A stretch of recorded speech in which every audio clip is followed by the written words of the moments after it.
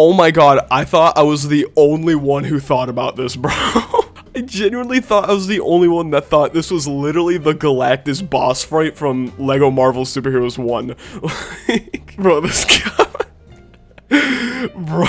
I was also thinking of like the giant Joker mech from DC Superheroes 2. Do you guys know what I'm talking about? I don't know why the Black Ops 7 campaign reminds me of this shit as well. How's it going, guys? Peep is AI here. And you know what? Okay, I'm gonna admit to it. I'm gonna be 100% honest here. A weird part of me was like, I don't think we should be judging a book by its cover, right? What if Black Ops 7 is actually good, right? People were a little too judgmental at first, right? The least we could do is let this game release first and then give it a shot before just jumping straight to hate, right? And then I saw the AI generated banners and then I grabbed that idea, crumbled it up, and then threw it out the window, bro. Guys, my expectations for this game were low, but oh my god, how do you set the bar even lower for AAA gaming? Alright, let's talk about what's going on. In case it wasn't obvious, I'm still banned from Garden Warfare 2, so I can't be using Garden Warfare 2 footage in my background. You know what? I'm down to experiment with background footage. If you guys have any background footage ideas, let me know in the comment section. I've been seeing a lot of people say Team Fortress 2. I'm down to hop on the Team Fortress 2 grind, I'm not gonna lie, so. But other than that, make sure you sub to the channel, because I did promise my viewers something. If I hit 250k subscribers by the end of this year, I will get the Markiplier cut. I am a trendsetter. Everyone's all about the 2010s aesthetics now. I'm a double down on that shit, bro. I'm getting the Markiplier cut. We're bringing this back on YouTube, bro. 250k subscribers by the end of this year, I got y'all. I appreciate you guys. Anyways, so first of all, I want to talk about the one thing that actually pissed me off the most about Black Ops 7. Like, sure, the campaign is terrible, the multiplayer is super overstimulating. Like, seriously, try shooting anyone in this game.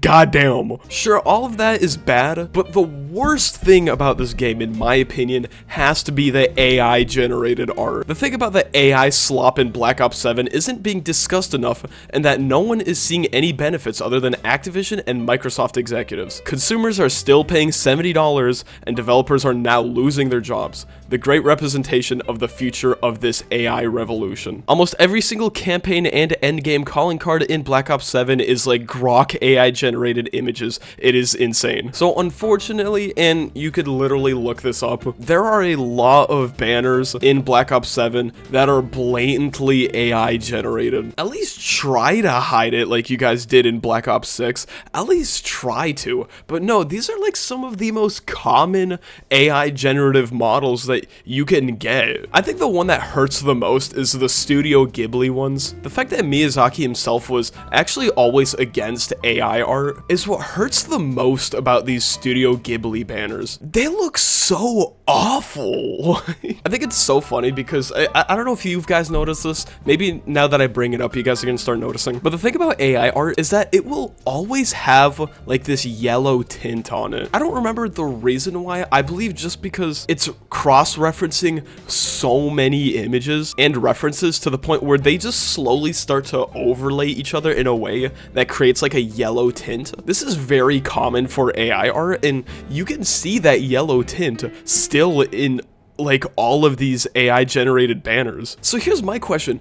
The fact that the price tag has been bumped up to $70, where's that $70 even going anymore? Seriously, like, this is some sort of, like, placebo effect at this point. Like, I don't know where my $70 is going. Is it just going straight to the pockets of Activision? Probably. Even though this isn't confirmed, I think we could all take an educated guess that a lot of these in-game textures were probably AI generated as well. If they're not hesitating to using the Studio Ghibli AI for their banners, thinking they'll get away with that, what makes you think they aren't using AI generative models to model like concrete or bricks or carpet on the ground? You know what I'm trying to say? But hey, that's just a theory.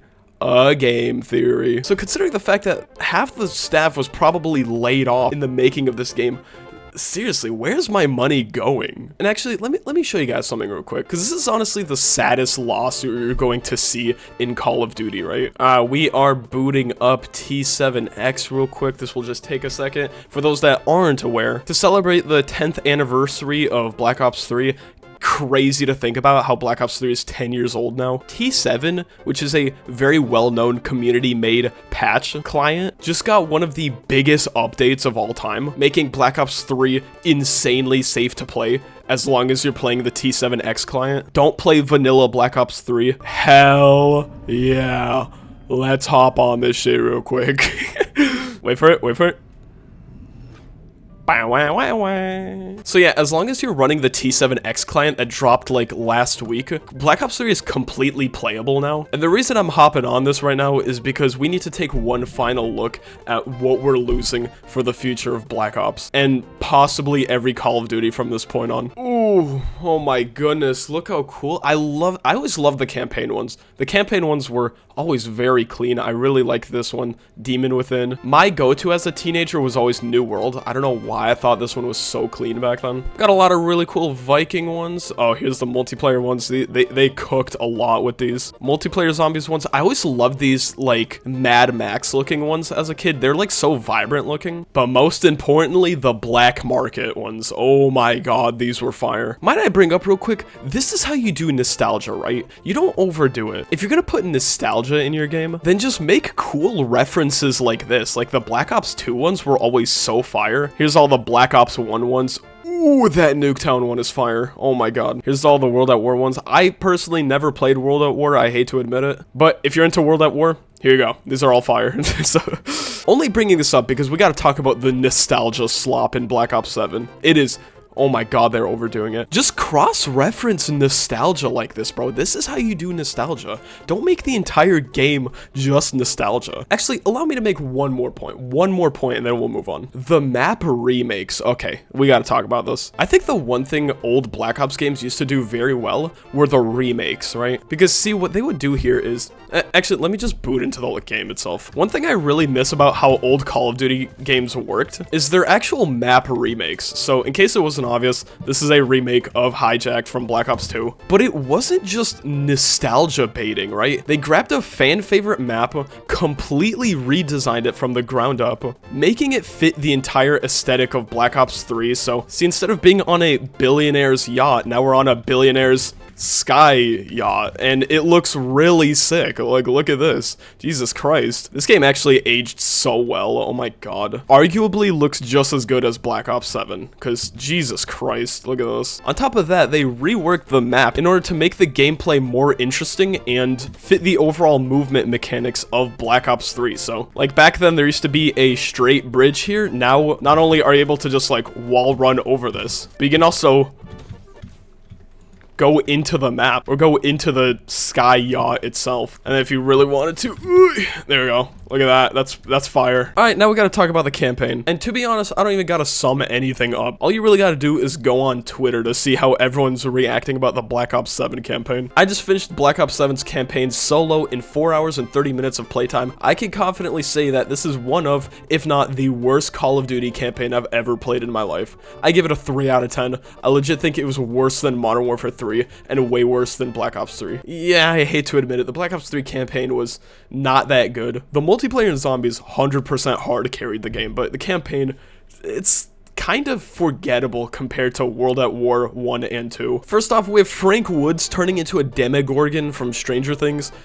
What does this contribute to the plot at all? It genuinely feels like they laid out every single Black Ops campaign up to this moment, and they're like, let's pick the worst one and just add on to that, but like, let's make it worse. My favorite part of the campaign is the one that literally looks like a Skibidi Toilet boss fight. Like, literally no exaggeration. If you tell me this was a scene from Skibidi Toilet, I would 100% believe you, bro. What the fuck is this, bro? We are lost with the plot in Call of Duty, bro. Call of Duty Black Ops 7 campaign, what the fuck is this? Oh, is this the machete thing? Bro, hold up.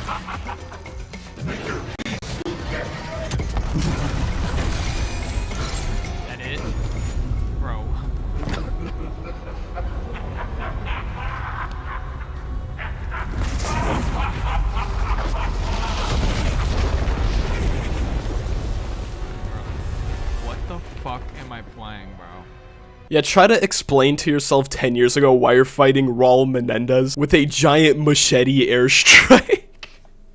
What? Seriously, how do we go from one of the most influential campaigns of all time to machete airstrike within the span of 10 years? I don't get it, bro. I don't get it. The weapon inspects of Black Ops 7 are insane.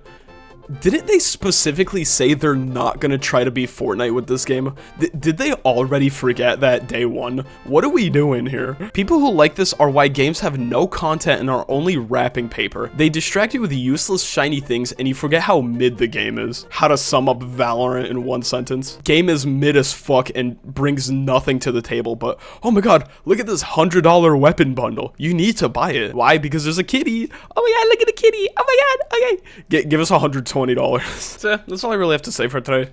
Don't get this game.